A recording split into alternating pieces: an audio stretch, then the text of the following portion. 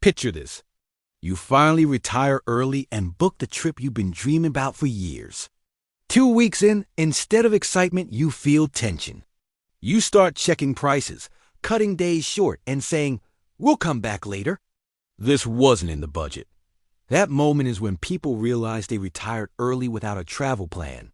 And today, I want to make sure that never happens to you. By the end of this video, you'll know how much you actually need to retire early and travel comfortably. The 3 retirement travel styles and why one quietly ruins people, and the simple framework that lets you enjoy travel without fear even during market downturns. This isn't about retiring with the most money.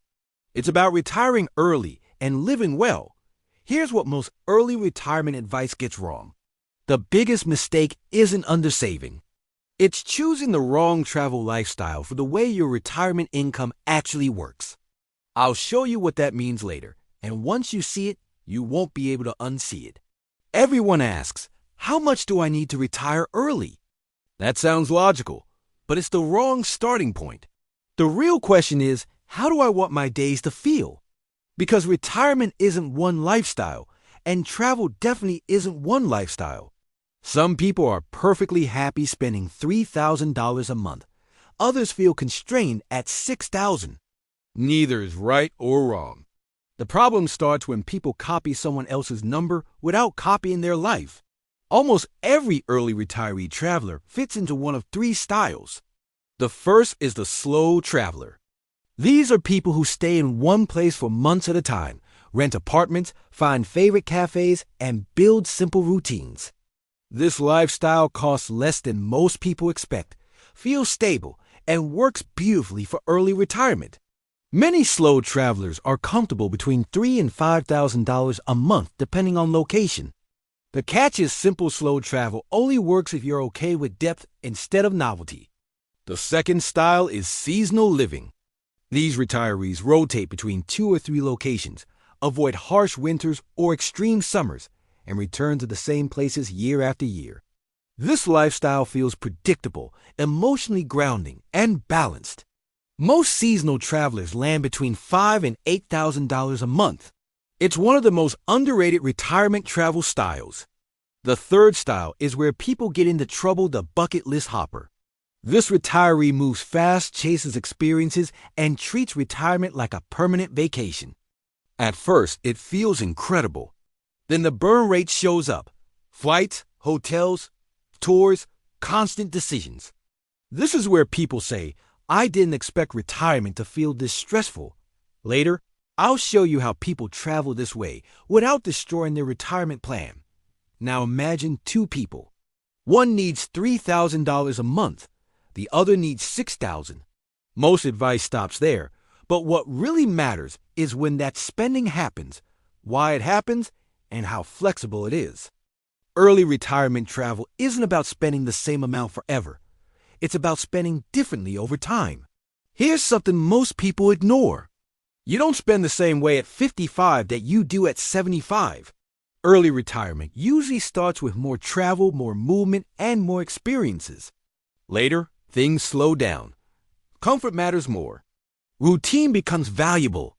If your plan only works when you stay conservative forever, it's not a plan. It's a hope. Let me tell you about 2 retirees. Daniel retires at 57 with solid savings and a paid-off home. He wants to see everything while he can, so he travels constantly. By year 3, he isn't broke, but he's tense. Every market dip feels personal. Maria retires at 58 with similar savings and health, but she chooses longer stays. 3 months here, 4 months there. Her spending is smoother, her stress is lower, and her enjoyment is higher. Same money. Completely different experience. Early retirement doesn't fail because people didn't save enough. It fails because they didn't test their lifestyle, didn't design flexibility, and didn't plan for emotion, boredom, or fear.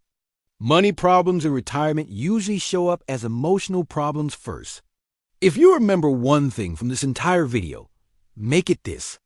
Early retirement travel only feels stressful when all your spending depends on the market behaving nicely.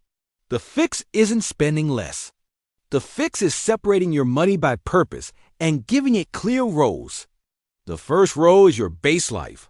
This covers housing, food, utilities, insurance, healthcare basics, and local transportation. This is your sleep well at night money. For early retirees who travel, this often means long stays, monthly rentals, groceries, and everyday living.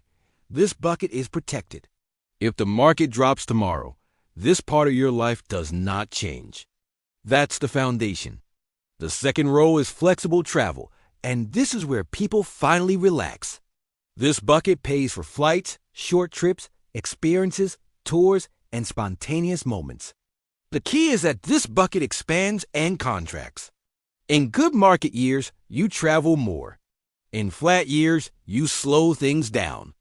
In bad years, you pause big trips without panic. Travel doesn't disappear, it adjusts. This is why some early retirees stay calm during downturns, while others feel constant anxiety. The third row is later life and protection. This covers long-term care, major health events, and anything you want set aside for the future or a legacy. Most people obsess over this bucket too early.